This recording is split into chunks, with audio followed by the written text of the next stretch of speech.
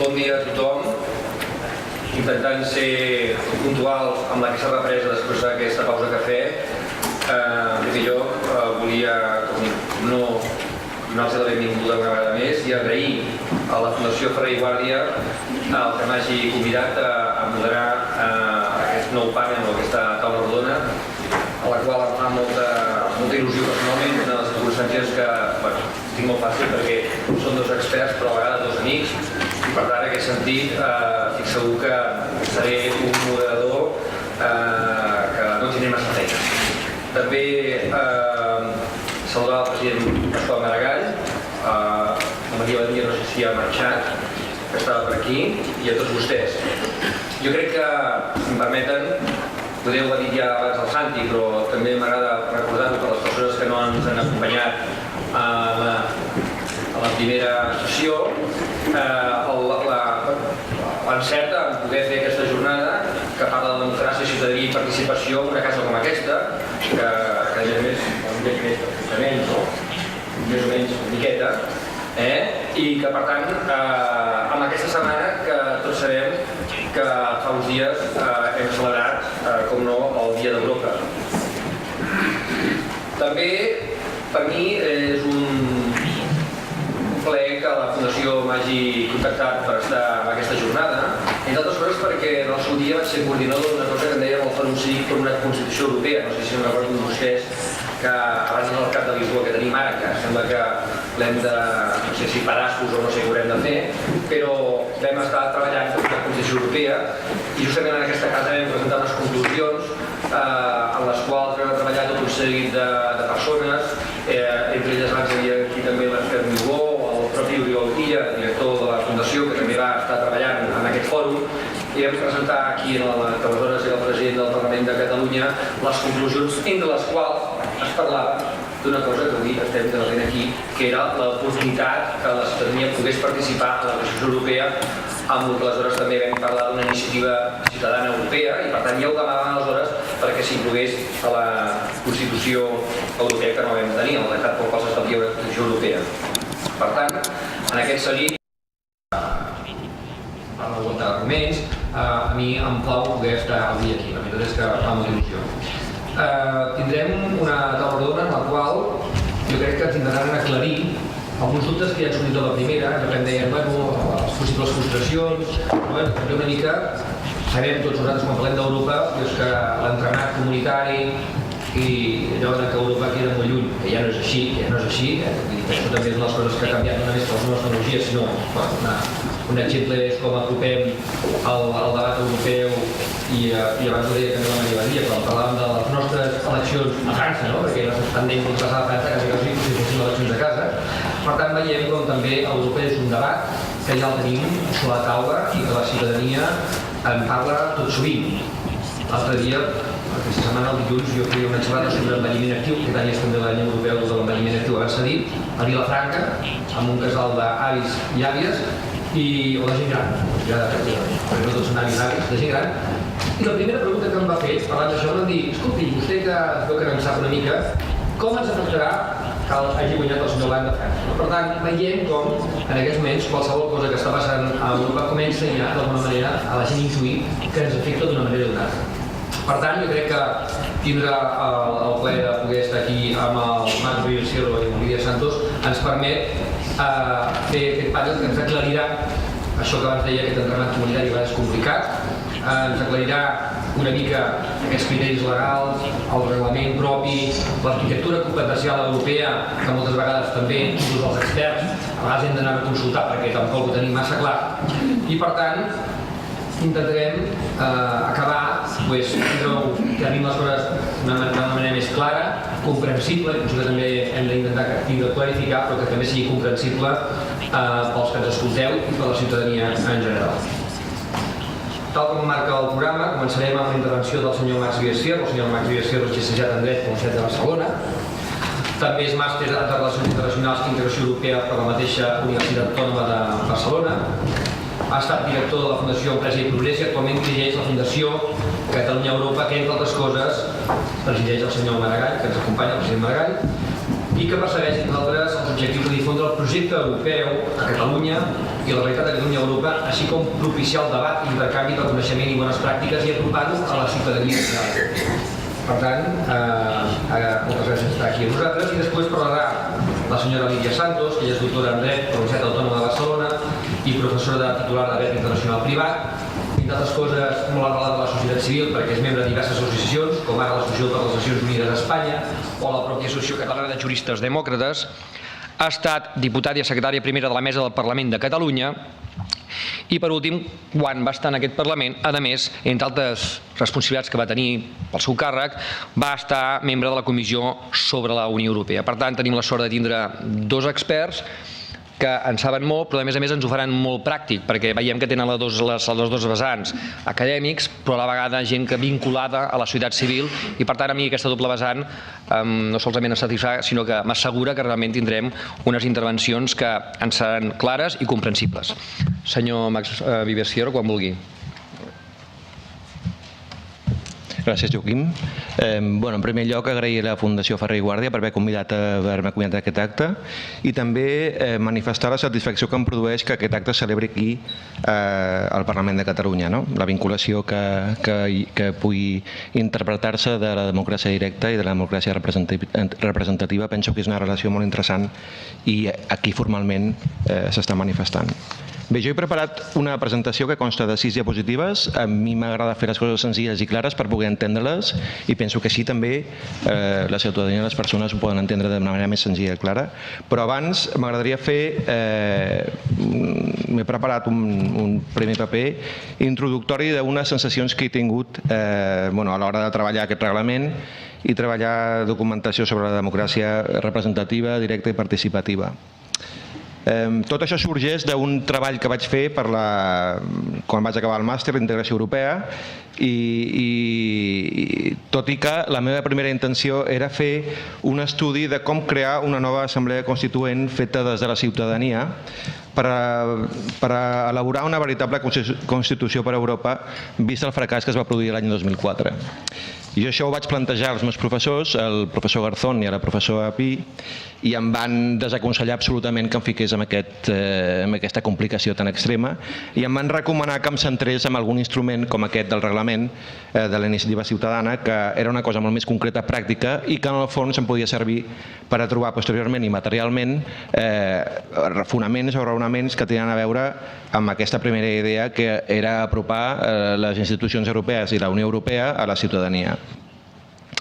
Com a segona idea, jo crec que és important dir que aquest instrument de democràcia directa és perfectament compatible amb la democràcia representativa i la democràcia participativa. És a dir, són 3 àmbits que s'han de complementar perfectament. Ho dic perquè a partir de discussions que he tingut de manera informal amb diputats i diputades del Parlament, en un primer lloc sempre he trobat una mica de reacció a que la democràcia directa i elements com la iniciativa ciutadana pugui ser una competència a la seva feina. Jo penso que és important dir i que se sàpiga que són completament complementaris. Amb els documents que he trobat més material interessant a l'hora de treballar el reglament van ser sobretot el llibre verd de la Comissió i també un dictamen que va emetre el Comitè de Regions. Hi ha molt material i el que passa que quan estàs treballant aquests documents tan formals i una mica complexes, tens al final com a ciutadà una sensació negativa, perquè veus difícil que es puguin canviar finalment elements fonamentals de les institucions i aspectes claus de la democràcia a la Unió Europea. Bé, aquest sentiment negatiu jo espero que canviï al veure quines són les primeres iniciatives que es presenten i es desenvolupen en el si de la comissió. Espero equivocar-me i que finalment, efectivament, no es vagin presentant moltes iniciatives que sí que convenen també en àmbits molt sectoritzats i especialitzats, però també que hi hagin algunes que serveixin per donar resposta a aquesta inquietud que tenim la ciutadania perquè hi hagin canvis efectivament reals a aspectes de funcionament de la Unió que ens allunya tant i que tant comentem. En quart lloc, també, a pesar que al principi, quan estava remenant el reglament i els documents previs, pensava que la comissió prenia moltes mides de seguretat per evitar que certes iniciatives es duessin a terme, finalment també hem de reconèixer que la comissió té un paper cabdal en l'empenta que ha tingut per elaborar aquest reglament. Vull dir, sense la comissió i sense la seva implicació hagués estat molt difícil que aquest reglament resultés aprovat. El paper de la comissió també és molt complicat perquè té enfront, per a mi, el Consell i els estats membres que van frenant sempre alguna de les propostes que tendeixen a fer que la Unió Europea sigui més democràtica. Aviam, a mi, suposo que la professora després em corregirà, però a mi el que m'interessaria, a banda d'aquestes iniciatives que es presenten en sectors molt concrets, m'interessaria veritablement iniciatives que tendirin a, per exemple, fer augmentar el ridícul pressupost que tenim a la Unió Europea, que és de l'1%. No sé si això es pot fer via una iniciativa. Potser també una altra iniciativa que pressionés més els estats membres i federats perquè transposessin amb major eficàcia les directives que es produeixen a la Unió Europea. El que s'ha dit abans sobre el servei d'acció exterior, diplomàcia, cooperació i exèrcit, intentar que efectivament hi hagi unes polítiques concretes en unificar aquesta matèria per evitar duplicitats i despesa pública que és extraordinària. Canviar, per exemple, el sistema electoral per a poder escollir el president de la Comissió Europea.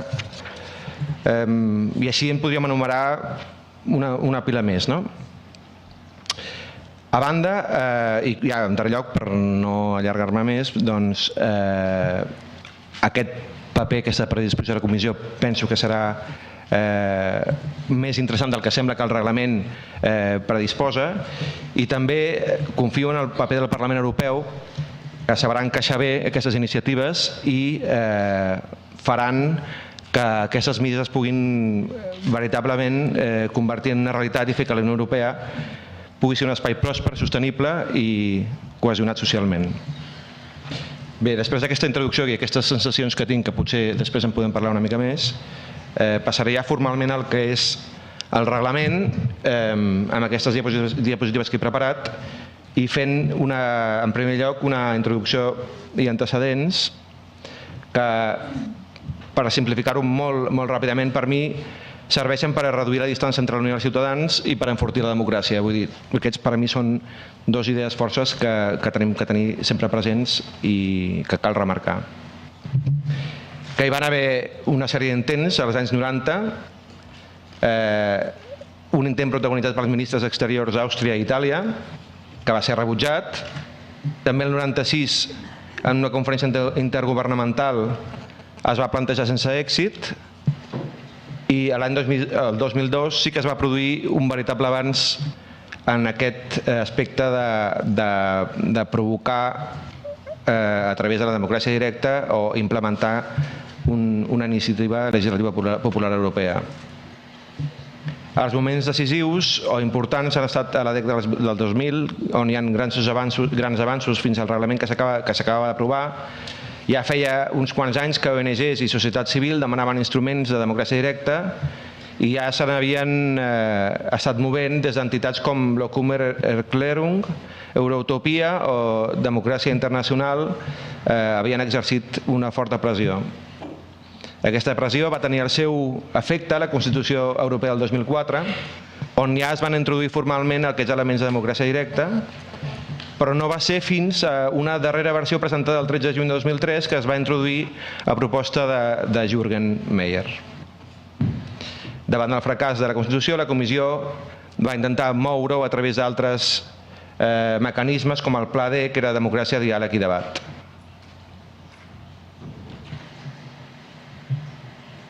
L'inici del procés per aprovar el reglament es va produir l'any 2009, es va haver una proposta del Parlament Europeu. La Comissió va fer la proposta amb aquest llibre verd l'11 de novembre del 2009. Hi va haver una gran participació de ciutadans i organitzacions de la societat civil i finalment es va elaborar, es van treure unes conclusions que van ser recollides en el llibre verd. El Comitè de les Regions va fer un dictamen de gran interès que per la gent que estigui interessada en veure com es va elaborar aquest reglament, recomano la seva lectura, i finalment es va aprovar el 16 de desembre de 2011 per al Parlament i el Consell. Aquí he fet un quadre general ràpid dels agents que intervenen en el procés.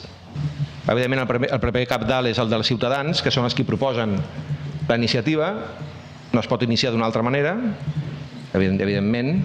Són el comitè de ciutadans, que és el grup de persones que han d'impulsar la iniciativa.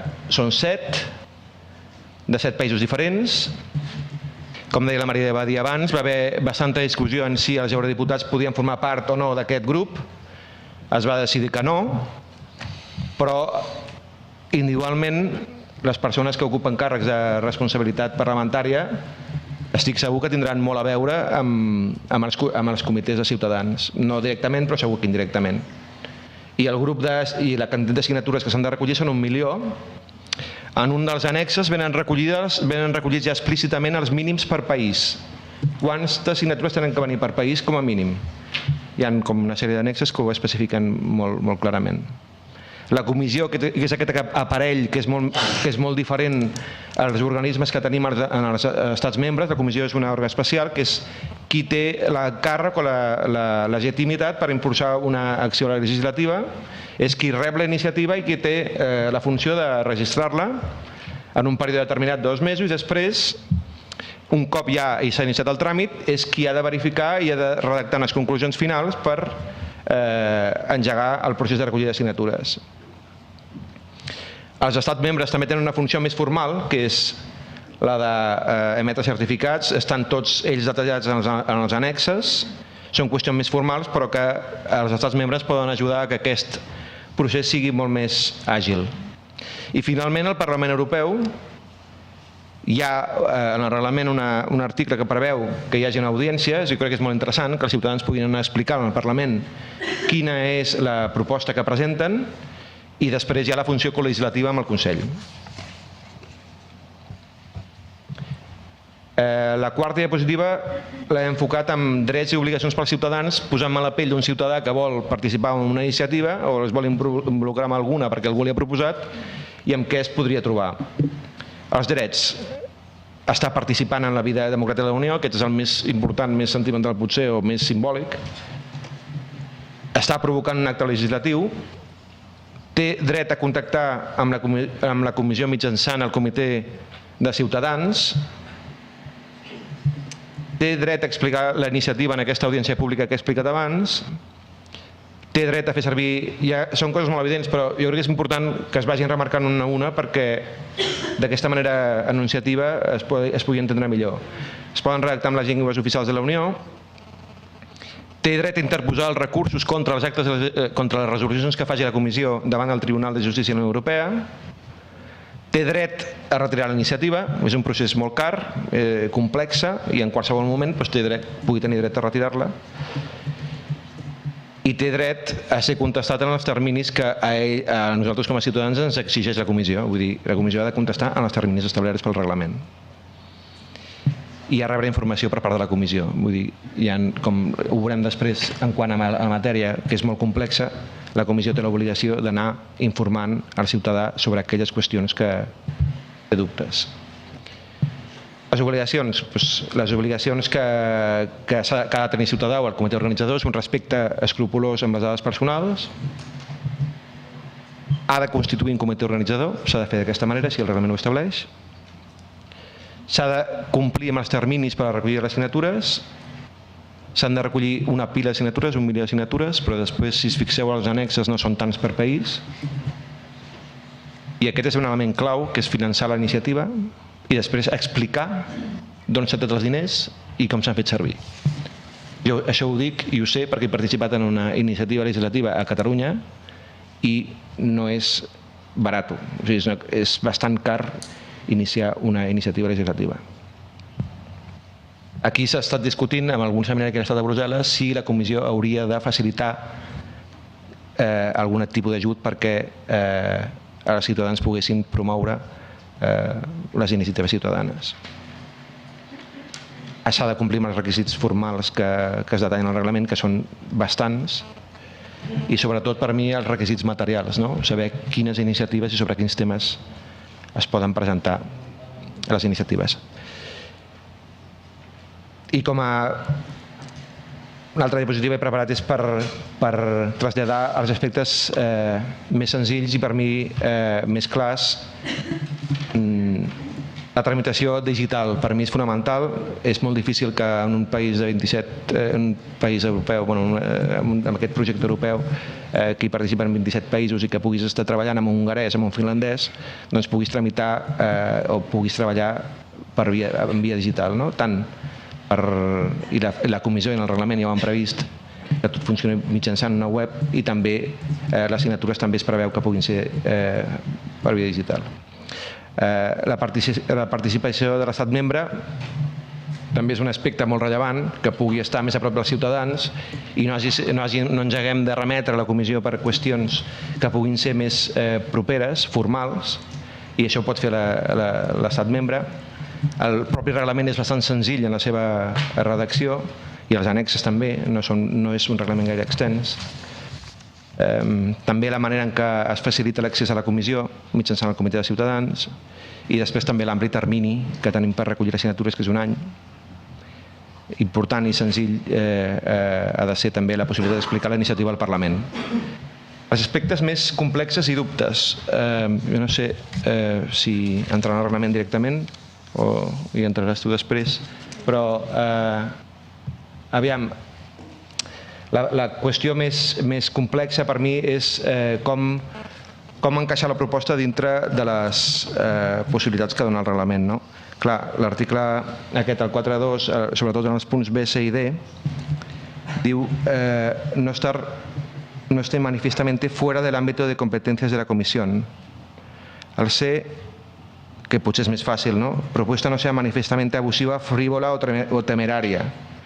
Però clar, aquí també hem de veure com s'interpreten aquests adjectius, no?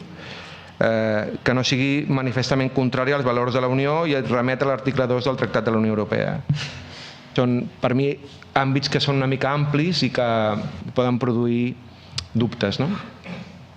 Després, quan ja s'ha tramitat o ja s'ha presentat la iniciativa, clar, hi ha un punt que és el 10C, que a l'hora de valorar si la iniciativa tira endavant o no, et diu, que per mi és una mica massa arbitrari i ambigu, diu que es valorarà el caràcter jurídic i polític sobre la mateixa, les mides que en seu cas es vulguin adoptar i les raons per actuar així o per no fer-ho.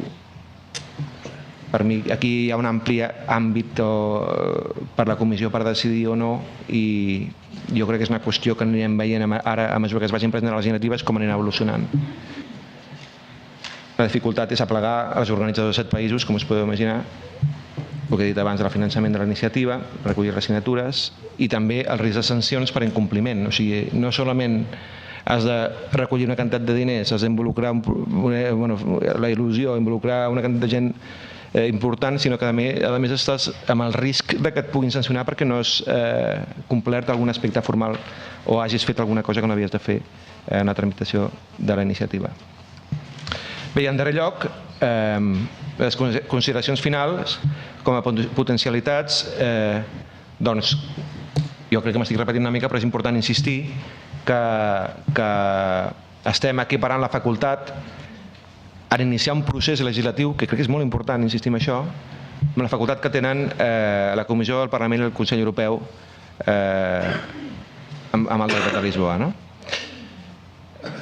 La potencialitat també, com he dit, és que és senzill, fàcil i que el procediment és proporcionat a la naturalesa de la iniciativa, que penso que hi ha un equilibri entre les drets i obligacions, no és desproporcionadament dificultós. Aquesta oportunitat de poder estar informat i assessorat permanentment per la comissió, la importància, jo crec que és important que el reglament hagi remarcat que les dades personals són importants a respectar, la gran confiança en les noves tecnologies i important també, molt important, la transparència en el finançament. Aviam quines propostes es presenten a la comissió i aviam qui està finançant aquestes propostes. Jo penso que això ha d'estar ben explicat i ha de ser transparent. I les incògnites són les mateixes que hem esmentat abans, que és la vaguetat en els criteris de rebutjar el registre de la iniciativa, l'àmplia facultat que té la comissió per decidir si iniciar o no un acte, aquests articles que he esmentat, què s'entén per caràcter polític de les consideracions finals i també veure quines prevaldran, aquelles motivades per influents i sectoritzats lobbies europeus o aquelles que respondran més a interessos més populars per millorar la vida dels ciutadans de la Unió Europea. I també insistir i veure aviam quin efecte tindrà la presència dels organitzadors al Parlament. Bé, jo amb aquestes diapositives penso que he fet un repàs formal del que ha de ser o que penso que ha de ser el reglament i el que es trobarà el ciutadà quan presenti una iniciativa legislativa i espero que tot això sigui per bé i això ho veurem dintre molt poc perquè el pla em sembla que ha estat l'1 d'abril per començar a presentar i em sembla que ja es pot visualitzar alguna a la web de la comissió. Moltes gràcies.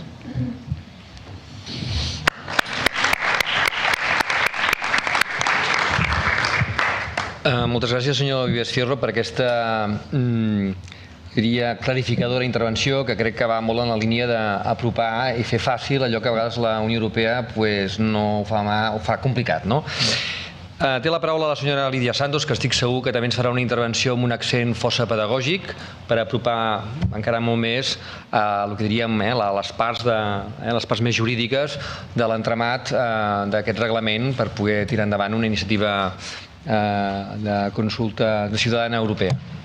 Gràcies. Gràcies, Joaquim. Gràcies, perdoneu, estic una mica refredada. Gràcies a la Fundació que em permet parlar d'un tema interessant, sobretot perquè està a les beceroles, està començant i per tant tenim un marc jurídic, però especulem una mica sobre quina pot ser la seva evolució i aquesta part creativa i interessant. I després per permetre'm també que poder tornar en aquesta casa on he estat 7 anys molt importants amb una experiència impagable perquè sent professora de dret i per tant explicant normalment el dret doncs estar a la cuina per veure com es fa doncs té el seu interès.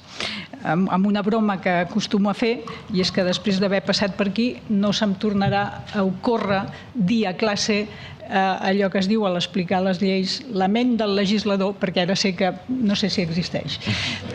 Dit això, doncs arrencaré amb l'exposició que és una mica complementària a la que ens acaba de fer. Efectivament, això s'acaba de posar en marxa i s'acaba de posar tant en marxa que el dia 9 de maig, per tant ara fa 2 dies, el Dia d'Europa, justament es va admetre i es va registrar la primera iniciativa ja admesa per la comissió i per tant registrada.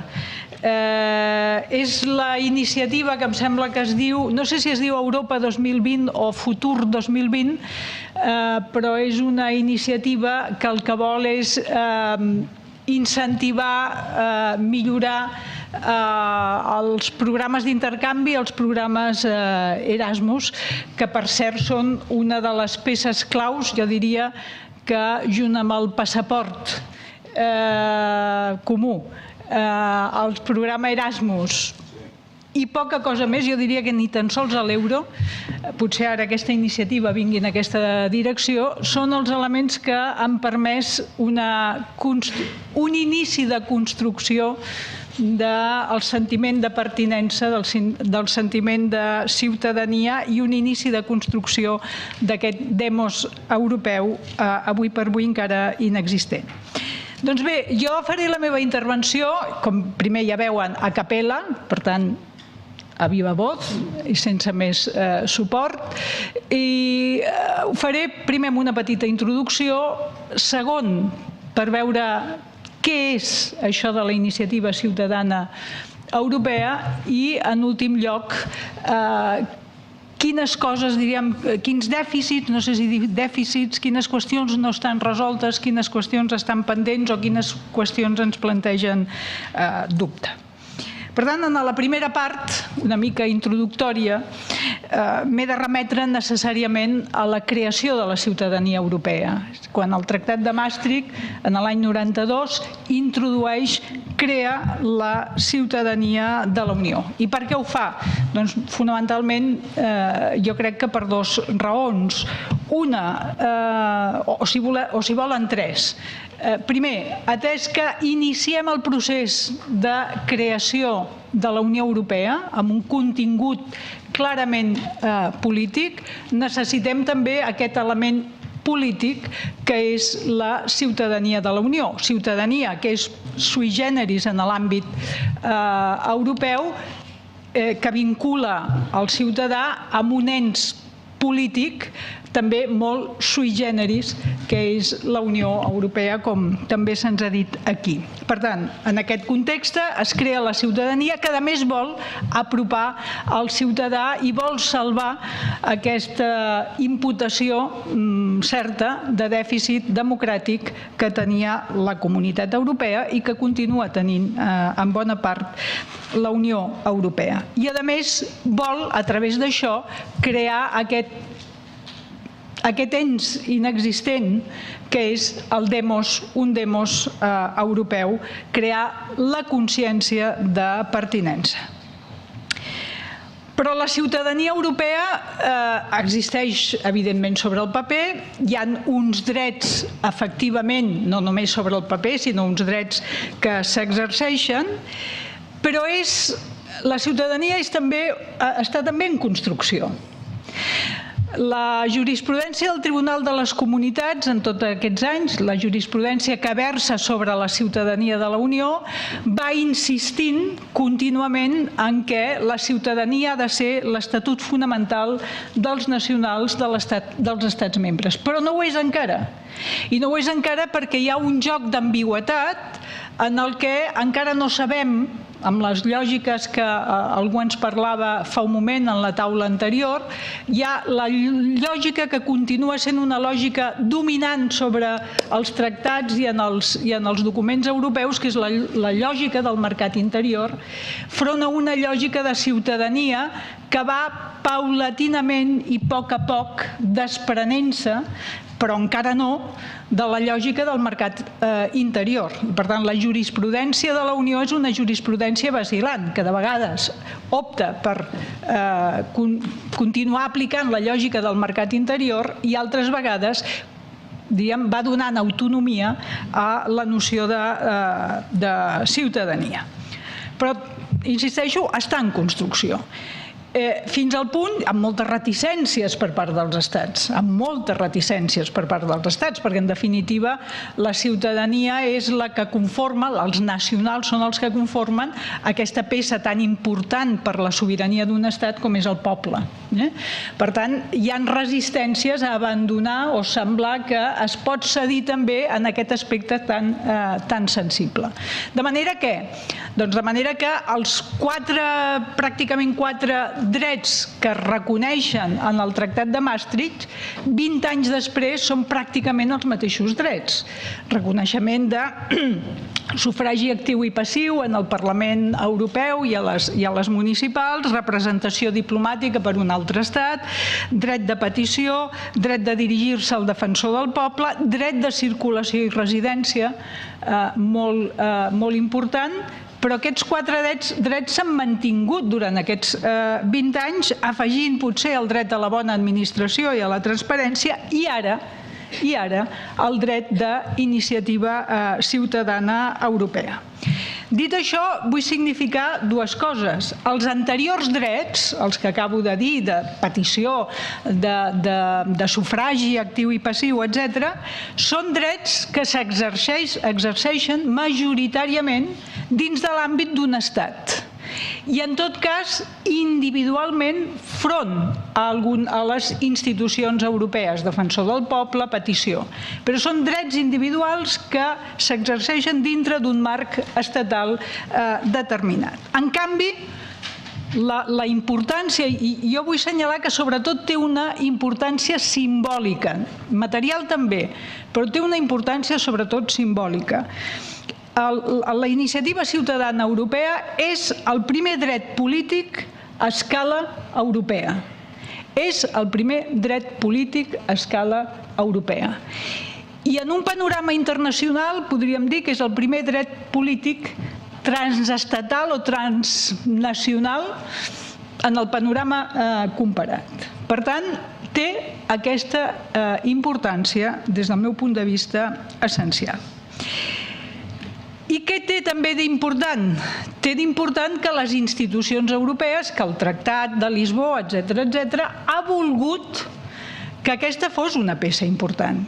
I ho ha volgut fer de manera que ha volgut facilitar en alguns aspectes, després ja afegiré una mica d'aigua al vi, però ha volgut facilitar en alguns aspectes que es pugui portar a terme la iniciativa. Com ho ha fet? Reduint molt el nombre de firmes que es necessiten, perquè en l'àmbit europeu, ja s'ha dit, cal 1 milió de persones, que és un 0,4 de la població actual dels estats que formen la Unió Europea. Si ho comparem, per exemple, amb la iniciativa legislativa espanyola de l'any 84, em sembla que és la llei orgànica, s'exigeix mig milió de signatures. I per la catalana s'exigeix 50.000 signatures.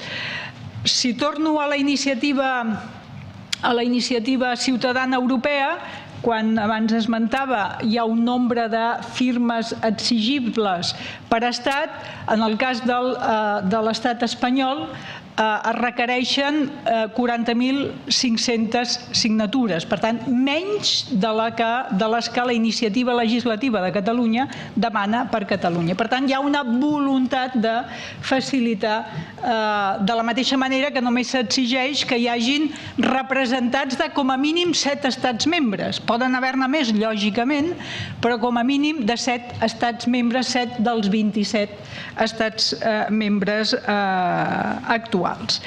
I ho facilita també amb aquesta voluntat pedagògica que moltes vegades té la Unió Europea a través d'una web molt clara on podem trobar pas a pas què és el que ha de fer algú que vulgui posar en marxa una iniciativa ciutadana europea. Per tant, aquest seria el context. Estem amb una ciutadania en construcció, amb un procés que es vol intensificar els elements democràtics d'aquest espai peculiar i sui generis en el context comparat, no només internacional, sinó també dels àmbits allò constitucionals, etc., i per tant s'introdueix aquest element que per altra banda té un impuls ciutadà d'entrada. No ve directament de les institucions, sinó hi ha tot un treball de la ciutadania empenyent per arribar a aquesta situació. Què és?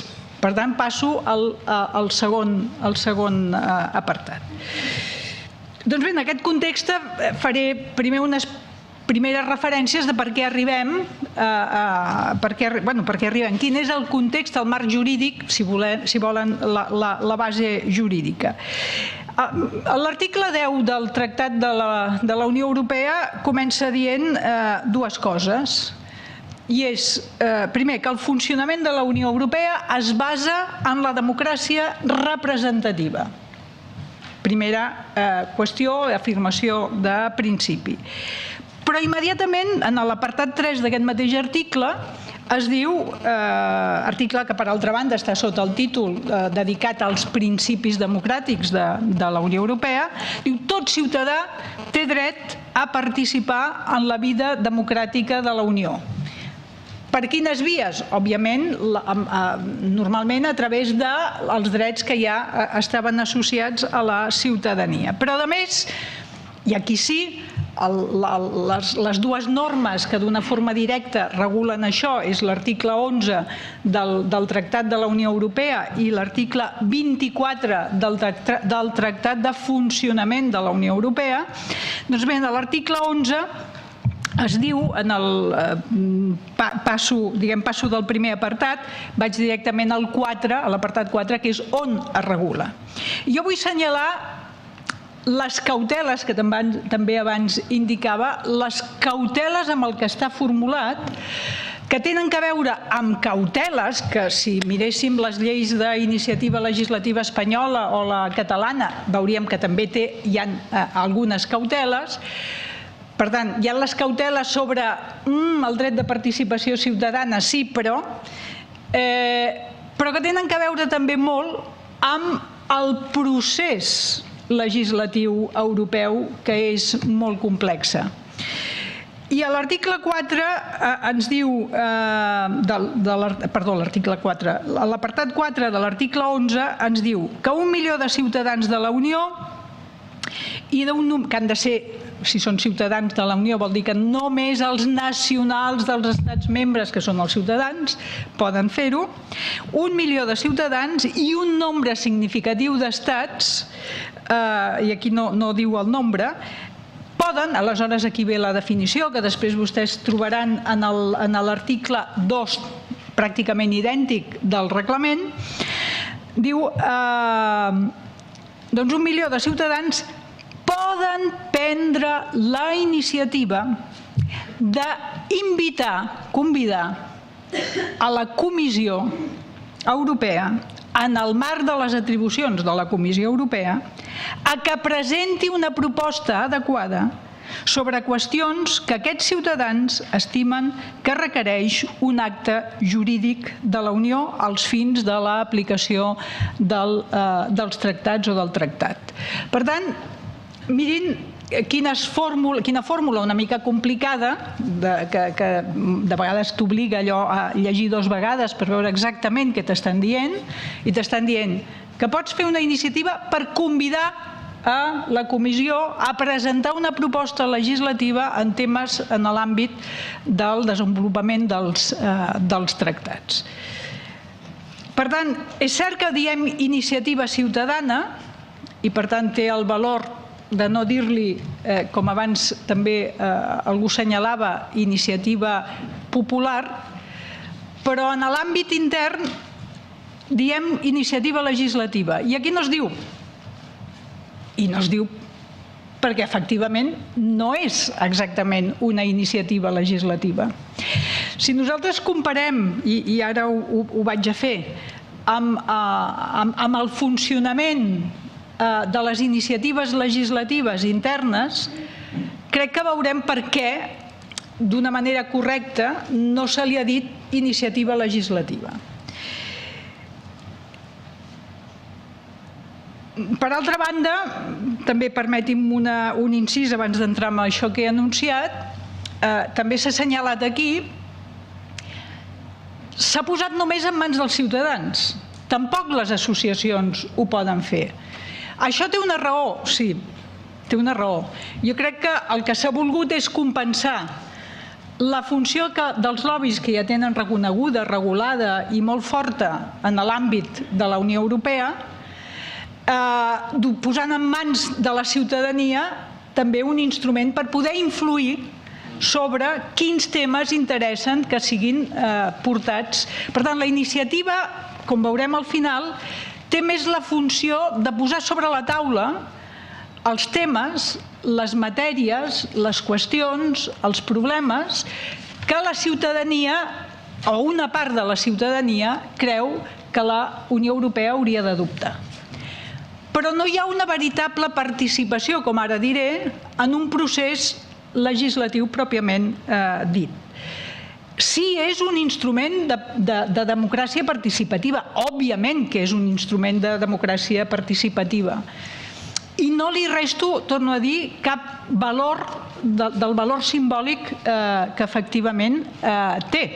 I per altra banda, igual que ha passat amb la ciutadania en l'àmbit de l'article 17, ara 20, etc., que es volia una cosa apanyadita, arregladeta, però que no és impune introduir la ciutadania en un tractat, perquè la ciutadania tendeix a expandir i a ocupar tot l'espai que li toca, i per tant és el que ara està fent. I una de dos, o la treus o la ciutadania acabarà ocupant l'espai que té. Per tant, la iniciativa ciutadana se l'ha acotat com se l'ha acotat, però ja veurem en el seu desenvolupament on ens acaba portant. Per tant, insisteixo, és efectivament un instrument de democràcia participativa. Com s'insereix en el procés legislatiu europeu, que torno a repetir, és molt complexa. I al fer això, insisteixo, faré algunes comparacions amb el model intern.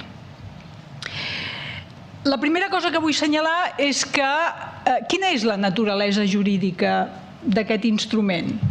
Si nosaltres anem a l'àmbit intern, a l'àmbit espanyol o català, la iniciativa legislativa és una proposició de llei. És una proposició de llei. És a dir, les lleis són projectes quan venen del govern i quan venen o de grups parlamentaris o en aquest cas d'iniciativa popular són proposicions de llei. Per tant, aquest instrument en l'àmbit intern, quan acompleix tots els requisits, és a dir, quan se li ha donat el vistiplau perquè no entra en cap de les condicions que impedeixen presentar una iniciativa legislativa, s'han recollit totes les signatures necessàries, aleshores, i estan validades, etc., aleshores les meses dels parlaments respectius, Parlament de Catalunya o Congrés de Diputats, etc., l'admet a tràmit i obre el procés de tramitació com a proposició de llei. I aquesta proposició de llei va al ple el ple que es diu de debat de la totalitat en algun sistema o d'admissió a tràmit en un altre, on els grups parlamentaris hauran presentat o no esmenes a la totalitat i en aquest debat, que és un debat legislatiu, amb tots els ets i uts d'un debat legislatiu, és defensat pels proponents de la iniciativa legislativa. De la mateixa manera que un ministre o un conseller d'un govern presentaria i defensaria la llei que porta al Parlament. Per tant, els titulars, els impulsors d'aquesta iniciativa legislativa la defensen en el ple del Parlament i si en aquest debat, en aquesta discussió, després de la votació, la iniciativa passa, aleshores es tramita, es continua tramitant com una proposició de llei, com una llei, i per tant l'assumeixen els grups parlamentaris que aleshores a partir d'aquest moment presentaran les esmenes, anirà a ponència, després a comissió, finalment anirà al ple i s'acabarà votant.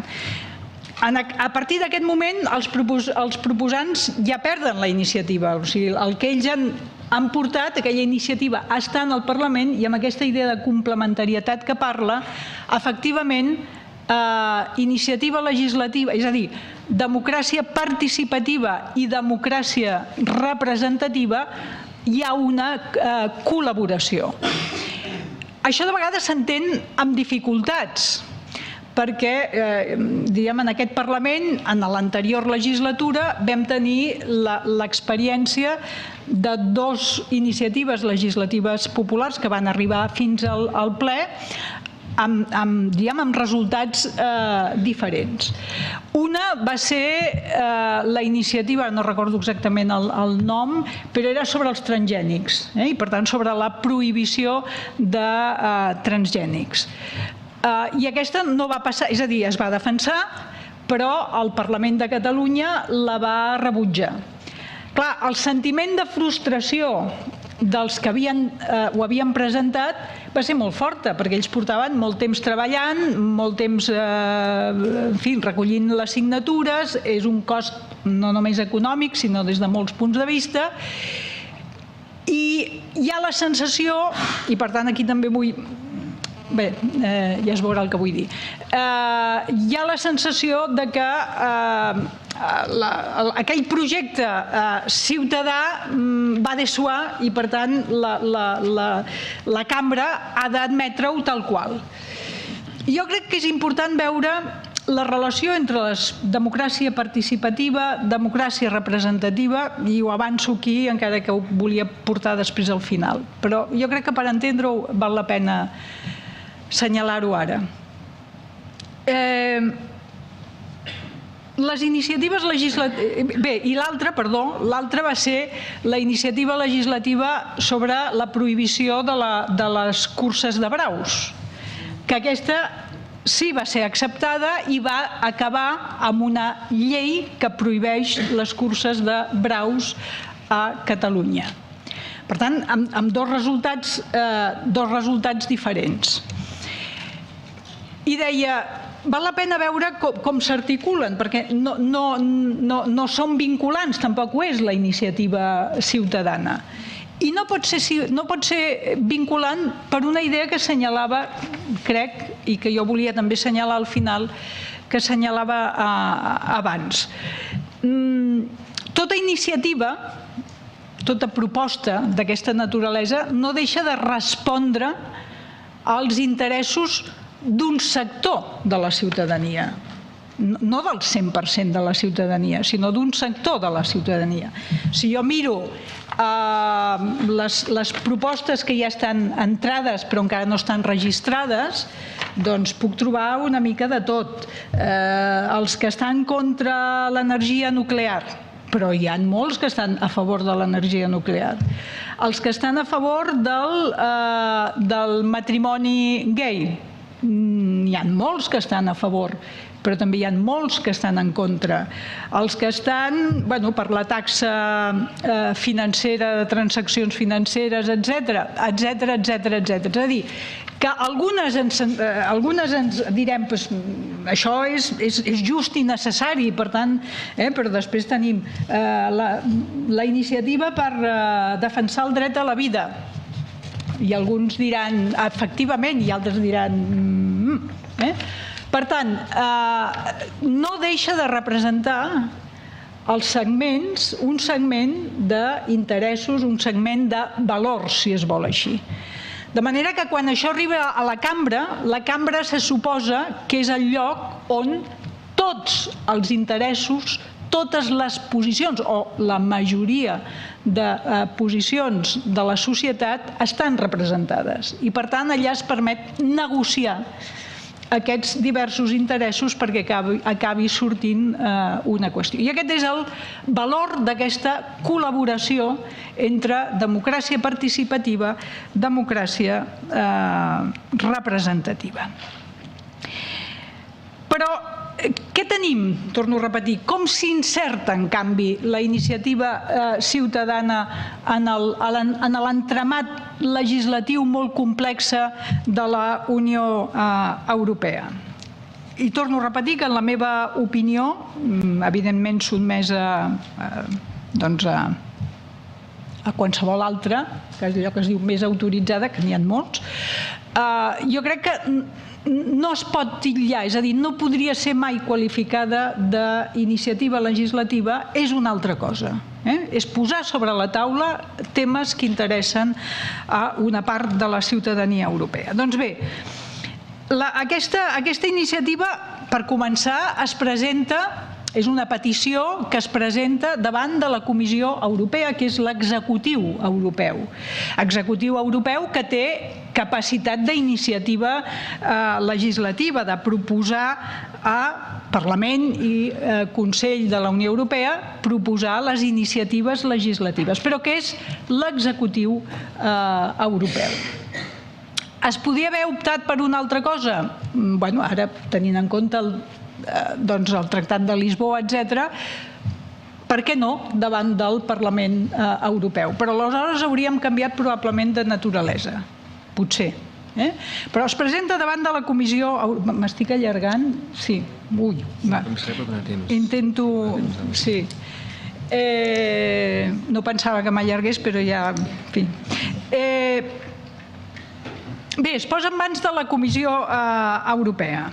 Aleshores, ha de passar, com aquestes, aquí hi ha una web on recull la quantitat d'iniciatives, em sembla que ja n'hi ha com unes 10 que s'han presentat, però aquestes estan presentades. La comissió té 2 mesos per decidir, observant i controlant tots aquells elements que dèiem de l'article 4, si s'ajusta o no s'ajusta. I un cop ha decidit que s'ajusta, inicialment, aleshores l'inscriu en el registre i a partir d'aquell moment es pot començar a recollir signatures, que hi haurà un any per recollir les signatures. Un cop s'han recollit les signatures, aleshores la comissió té 3 mesos per decidir què fa. Senyalo, pel registre es diu que la comissió ja dirà si l'admet o no l'admet i ja dirà quins recursos són disponibles. Però una cosa que sobta, des del punt de vista de les garanties, és que no es diu quins recursos són aquests. Recursos judicials i extrajudicials, però no diu quins són. I de manera que hi ha una inquietud sobre quins poden ser aquests recurs d'anul·lació, quins són els recursos. Per tant, aquí jo tinc un d'aquests dubtes que abans assenyalava. Per tant, ja estem registrat, ja hem recollit les signatures, aleshores la comissió té 3 mesos per decidir què fa. En aquests 3 mesos pot reunir-se amb els proposants per acabar de precisar què és el que volen, què és el que pretenen, què és el que voldrien, i la comissió aleshores té la capacitat de dir, doncs miri, això ja ho estem fent, o això no ho farem així però ho farem d'aquesta manera. O, arribat el cas, també pot proposar una iniciativa legislativa. En aquest procés, en aquest marc, és veritat que els proposants poden, però jo crec, jo almenys ho interpreto així, que no és mandatori, no és obligatori, sinó que és simplement facultatiu, si es considera, i no sé exactament tampoc qui ho considera, poden fer una audiència pública al Parlament. Però quina és la naturalesa d'aquesta audiència pública? És simplement una compareixença, té el mateix valor, diríem, d'alguna manera, que això que estem fent aquí. És a dir, ens reunim amb els diputats que vulguin i els expliquem que lo nuestro és muy importante i que, per favor, ens facin cas i facin una iniciativa. Però no té més valor que aquest, de caràcter informatiu, etc. Per tant, i a partir d'aquí, torno a repetir, la comissió farà el que cregui convenient perquè no és vinculant. Per tant, el que cregui convenient. Si jo no interpreto malament, i és possible que sí, en aquest punt, enlloc es diu que hi hagi recurs de cap tipus. Per tant, la comissió decidirà si ho acull, amb quina forma li dona, si creu que això ja s'està regulant per una altra via, etc. I si jo no he entès malament, aquí no hi ha recurs. Acabo perquè algunes coses ja es deien sobre els elements de nocions jurídiques indeterminades que apareixen en l'article 4, però també vull dir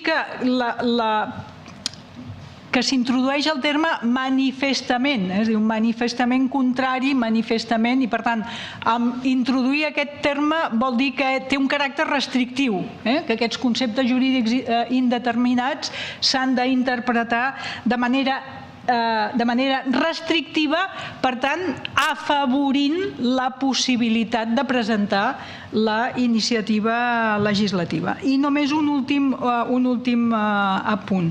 Sobre finançament, efectivament no hi ha finançament. Cadascú s'ha de buscar la vida per trobar els fons. En l'àmbit intern sí, que hi ha unes ajudes, unes bestretes i la possibilitat, si reuneixes les signatures, doncs de tenir finalment una bonificació fins a 40.000 euros. Aquí no. Però aquí s'introdueixen unes cauteles, de dir, molt bé, no hi ha finançament, us heu de buscar la vida, però heu d'informar d'on surten aquests fons. I aquesta és una cautela que té a veure amb una cosa que he dit al principi.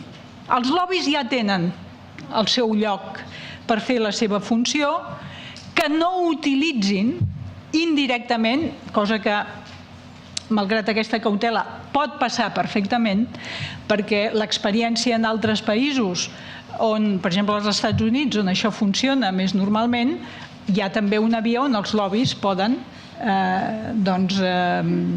de forma més o menys clara o de forma més o menys tapada, intervenir i proposar aparentment, com als Estats Units, quan jo vaig ser ponent de la llei catalana de la iniciativa legislativa, doncs quan miraves i buscaves coses, doncs als Estats Units hi ha empreses, igual que hi ha empreses dedicades a seleccionar els jurats pels judicis, doncs hi ha empreses dedicades a la recollida de signatures per les iniciatives legislatives. Per tant, res no diu que aquest instrument, que en principi és un instrument que ha de ser o que ha d'estar en mans de la ciutadania, no pugui ser d'amagatotis, diguem-ho així, utilitzat per lobbies a mayor abundamiento. Per tant, no és una crítica en absolut, però en català sabeu que diem allò de feta la llei, feta la trampa, per tant, diguem, possible seria possible. La regulació ha volgut prendre algunes cauteles, no vol dir que s'hagin aconseguit. Bé, jo crec que he dit tot el que més o menys volia o podia dir segons el meu estat de coneixement sobre la qüestió i en fi, doncs, moltes gràcies.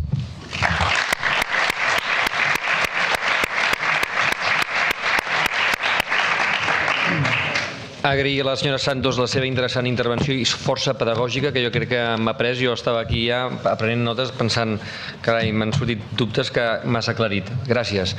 Entraríem en un torn de paraules molt breu, perquè des de l'organització em diuen que estem molt justos de temps per intentar complir amb l'horari i, per tant, en tot cas, els que volguessin preguntar faríem agrupar les preguntes i podrien respondre tant el senyor Vives com la senyora Santos. Us sembla?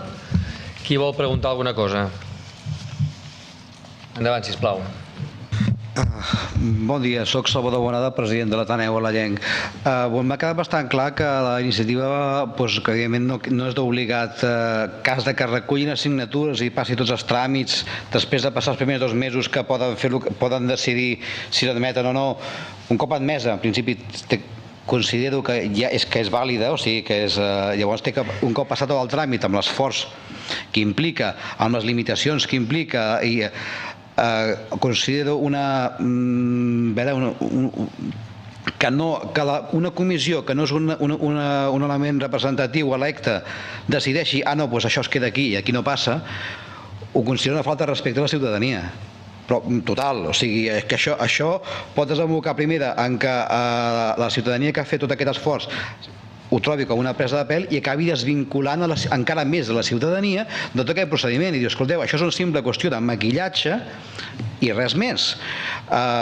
Per altra banda, em sembla molt bé que es posin totes aquestes proteccions de finançament i de més i que el finançament sigui que la busquin els promotors, em sembla perfecte, però per altra banda considero que el que la Unió Europea podria facilitar és mitjans de comunicar això a la població perquè se'n sàpiga, perquè se n'assabenti d'aquesta iniciativa. Així és com a les campanyes electorals està obligat uns minuts cada partit. Senyors, si aquesta iniciativa ha passat al primer pas d'acceptar a tràmit, Bueno, doncs aquests senyors en aquests estats tenen un temps X de publicitat gratuïta o pagada per la Unió Europea, que no està donant diners, sinó que està facilitant uns canals de comunicació perquè aquesta iniciativa realment arribi a la població i que se li indiqui com arribar a la població, com arribar a poder signar aquesta iniciativa. És que fora d'això estan dient, senyors, feu tot això, que quan tingueu tot fet, us heu gastat els diners, farem el que ens doni la gana. Llavors és que dius, bueno, doncs llavors per què serveix? No cal tant maquillatge. Que ho trobo una miqueta... Ja està. Alguna pregunta més que l'agruparíem aquí? Assumpta, sisplau. Sí, jo vaig ser ponent amb una iniciativa legislativa popular, la de la creació d'escoles bressol per part dels ajuntaments, i on em sembla que hi havia, o vaig apreciar més dificultat també, és com arribar amb aquells que havien recolzat, no només els que l'havien promogut, perquè uns la promouen, però han de recollir les firmes. I després sembla que hi ha tot això de la participació es perd. O sigui, és una manera de participar en el que fins i tot hi ha tant de temps per recollir firmes a vegades, o tan poc, perquè els que les recullen són molt poc, però els que passa tant de temps que la gent ja ha oblidat fins i tot això, perquè els mitjans de comunicació tampoc és que ens ajudin gens a fer una democràcia més participativa. I per tant, em dóna la impressió que en aquesta ocasió aquest desencaix continua sent vigent. O sigui que finalment no és una forma de canalització d'aquesta democràcia participativa ni dona elements perquè es pugui arribar amb aquells que recolzen la iniciativa. Queda només amb aquells que la promouen. Moltes gràcies. I la tercera i última pregunta, si no n'hi ha cap més, i passaríem a la... Perdó. Sí, sí. El que volia dir és que veient tantes dificultats... Perdó, sí. Veient tantes dificultats que hi ha per acabar podent exercir aquest dret que s'està dient ara d'actuar i tal, gairebé semblaria més que el que s'ha fet ha sigut el que deies tu, de treure el concepte de ciutadania que interessava com persones que formen part d'una Unió Europea, la qual, com deia en Maragall, volen, o que seria bo que tingués un exèrcit o un dret comú. Llavors, si tenim un dret, etc., és bo que sigui la ciutadania la que participi, no? Però, en canvi, participar sembla que no és el... Veig que hi ha moltes dificultats perquè es pugui fer, no? Si voleu respondre. Com vulguis. Això que deies, ja hi ha el dictamen del Comitè de les Regions ja s'explica. O sigui, si t'han de dir que no, que t'ho diguin al principi, perquè si no ni t'has de gastar els diners ni encara una cosa pitjor, la il·lusió, no?, en presentar aquella iniciativa i el teu projecte polític, no? I efectivament el que passa que també has de pensar que la comissió ha de tenir unes cauteles, perquè aquest instrument es pot utilitzar d'una manera bastant perversa també per altra banda, no? Igual jo crec que així al principi quan començava a estudiar el reglament pensava, ostres, la comissió té un poder massa fort i aquí està al final acabant amb les il·lusions dels ciutadans. També per altra banda penses que tenen que haver el legislador, la gent que ha proposat o que treballa en el reglament està pensant que la comissió efectivament pugui evitar un mal major al final. O sigui que hi ha aquesta doble visió que s'ha de tenir en compte, no? Segueixo. Després, en quant a la recollida de signatures i la dificultat, i al final qui acaba promovent la recollida són els organitzadors, a mi també em va passar, que era un dels fedataris, jo crec que ve per la mancança de costum en participar a la vida democràtica del país, no? A Suïssa, cada 2 per 3 estan acudint a referèndums o els estan apel·lant perquè es manifestin o perquè opinin. Aquí això no ho tenim gaire interioritzat, o sigui, si ens criden una altra vegada hem d'anar a opinar, una altra vegada hem d'anar a dir per què volen la meva signatura. Jo crec que falta una mica de cultura democràtica participativa en aquest sentit, no? I després, en quant a totes les dificultats que estem dient, jo penso que és millor dir quines dificultats hi ha i per ser preventius, no? I no causar una il·lusió desaforada amb que això ens resultarà la vida a tots nosaltres, no? I en canvi donar suport i anar empenyent perquè això es converteix en una realitat habitual dels ciutadans, no? Bé, si veiem això, que tot just fa un mes, diguem, que això està efectivament en marxa, ja n'hi ha 10, hi ha una que ja ha passat el tràmit i ja està inscrita i registrada, millor dit, i ja està en marxa. Per tant, res és perfecte, però dintre de les dificultats i l'experiència ens permetrà veure on estan els punts negres, diguem, de tot aquest procés, doncs es podran anar resolent. És important que hi sigui. És important que hi sigui. I jo volia insistir una mica amb la idea que deies allò, maquillatge. Hi ha aquesta idea de frustració, una frustració molt important, si em permeten. Jo recordo perfectament quan la iniciativa sobre els transgènics aquí va acabar amb membres de la plataforma que estaven a dalt en el públic aixecant-se un i cridant "mori el mal govern", sense tenir en compte que en aquesta casa i sobretot en alguns grups parlamentaris però va haver debats que no s'havien fet mai. Per exemple, en l'anterior legislatura hi havia un comitè d'assessorament tecnològic que tenen molts parlaments a Europa, que no és usual en els parlaments espanyols, perquè els diputats moltes vegades tenim un dèficit profund amb coneixements tècnics, tecnològics, etc. Bé, en el si d'aquesta comissió es va organitzar una sèrie de debats, es van demanar informes a organismes científics de l'àmbit català sobre el tema dels transgènics, i vam tenir una de cal, otra de arena i una que sí ni no. I en el si d'alguns grups parlamentaris es van muntar debats, portant gent, etc., sobre els transgènics. Per tant, la decisió que finalment es va adoptar no va ser una decisió improvisada, sinó molt meditada. Per tant, una de les funcions que probablement tenia la plataforma i és que reflexionéssim sobre els transgènics, doncs es va fer seriosament. Però, entre altres coses, plantejaven que es prohibís fins i tot la investigació científica en relació a això, quan era una cosa que, per exemple, els diabètics jo crec que no haurien estat molt d'acord, per exemple. Per tant, la funció aquesta existeix, i és veritat que segurament la comissió podríem estalviar-nos alguna cosa si ja d'entrada digués bé, aquí sí que pensem fer alguna cosa, feu la proposta i aleshores ja veureu com queda.